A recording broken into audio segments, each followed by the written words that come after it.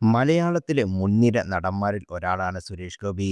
അടുത്ത കാലത്തായി സിനിമയിൽ സജീവമല്ലെങ്കിലും തിരിച്ചുവരവിൽ ഒരുങ്ങുന്ന അദ്ദേഹം രാഷ്ട്രീയ മേഖലയിൽ പ്രവർത്തിക്കുന്നതിനാൽ എന്നും ജനങ്ങൾക്ക് ഒപ്പം തന്നെയുണ്ട്. ഇപ്പോഴിതാ സുരേഷ് ഗോപി നായകനായ രുദ്രസിംഹാസനം എന്ന സിനിമ തനിക്കുണ്ടാക്കിയ സാമ്പത്തിക ബാധ്യതയെക്കുറിച്ച് തുറന്നു പറയുകയാണ് തിരക്കഥാകൃത്ത് കൂടിയായ സുനിൽ പരമേശ്വരൻ. അദ്ദേഹത്തിന്റെ വാക്കുകൾ ഇങ്ങനെ: "ഞാൻ ഒരുപാട് കാലം ഏകാന്തമായി ജീവിച്ചിരുന്നു. കാന്തല്ലൂരിലെ ആശ്രമമൊക്കെ അങ്ങനെ കഷ്ടപ്പെട്ട് പണിത സമയത്തായിരുന്നു. അപ്പോഴാണ് സ്ത്രീ എന്നൊരു സീരിയലിൽ അഭിനയിച്ച നടൻ അവിടേക്ക് വന്നത്. അദ്ദേഹം വലിയ നടൻ ആയിട്ടുള്ള ആളാണ്. എറണാകുളം ഭാഗത്തുള്ള ആളായിരുന്നു. ഞാൻ പറയുന്നത്, ചില മനുഷ്യർക്ക് കഷ്ടകാലം വരുമ്പോൾ ചിലർ നമ്മൾ നടക്കുവാണെങ്കിൽ മുന്നിൽ കാൽവെച്ച് തരും, അല്ലെങ്കിൽ പിന്നിലൂടെ വന്ന് തലയ്ക്കടിക്കുകയും ചെയ്യും. അങ്ങനെ ഈ നടൻ അദ്ദേഹത്തെ ഇപ്പോൾ അടുത്ത ബിജെപിയിലെ കുമ്മനം രാജശേഖരന്റെ അടുത്തൊക്കെ കണ്ടിട്ടുണ്ട്. ചില മനുഷ്യരുടെ വേഷം കെട്ടലാണ് ഞാൻ പറയുന്നു. അദ്ദേഹം എന്നോട് പറഞ്ഞു, അനന്തഭദ്രൻ സിനിമ ഒക്കെ ചെയ്തതല്ലേ, ഒരു സിനിമ കൂടി നമുക്ക് ചെയ്യാം.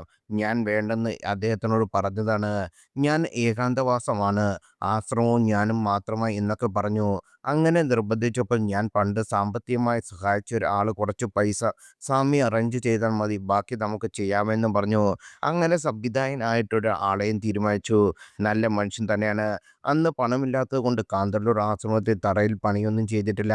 അതിനെന്താ, എനിക്ക് പരിചയമുള്ള കടയുണ്ട്, എറണാകുളത്തേക്ക് വരൂ എന്ന് ആ നടൻ പറഞ്ഞു. അങ്ങനെ കാന്തല്ലൂരിൽ നിന്ന് എറണാകുളത്തേക്ക് വന്ന ടൈലും എല്ലാം എടുത്ത് വണ്ടിയുടെ സീറ്റിന്റെ താഴെ മറ്റുമാണ് വെച്ച് പോയിരുന്നത്. അത്രയും ദാരിദ്ര്യമായിരുന്നു അന്ന്. അദ്ദേഹം ഒരു സംവിധായകനെ കൊണ്ടുവന്നു, സുരേഷ് ഗോപിയെ നായകനാക്കി. അങ്ങനെയാണ് രുദ്രസിംഹാസനം എന്ന സിനിമ ഞങ്ങൾ ചെയ്തത്. അപ്പോഴേക്ക് നഷ്ടാവിൻ്റെ അങ്ങേയറ്റമായിരുന്നു. കുറെ കാലമായ്ക്ക് ശേഷം ഒരു ടൈല് കടയുടെ അടുത്ത് ദേ ഉണ്ടായിരുന്നു ദിലീപിന്റെ. ഞാൻ അവിടെ പോയിരുന്നു. ഭാര്യയും ഒപ്പം ഉണ്ടായിരുന്നു. അന്ന് ആ കടയിൽ കയറി എന്ത് വിലയാണ് നിങ്ങൾക്ക് കഴിക്കാൻ എന്നാണ് ചോദിച്ചത്. ആ കടക്കാരൻ എന്നോട് പറയുന്നു, അന്ന് കൂടെ വന്ന ആള് എൻ്റെ പേര് സ്വന്തം വീട്ടിലൊക്കെ ടൈൽക്കൂടി വാങ്ങിയിരുന്നു എന്ന്. ഒന്ന് ആലോചിച്ച് നോക്കൂ, ഇലയിൽ നക്കി ജീവിക്കുന്നവൻ്റെ ചിറകിൽ നക്കി ജീവിക്കുന്ന മനുഷ്യൻ.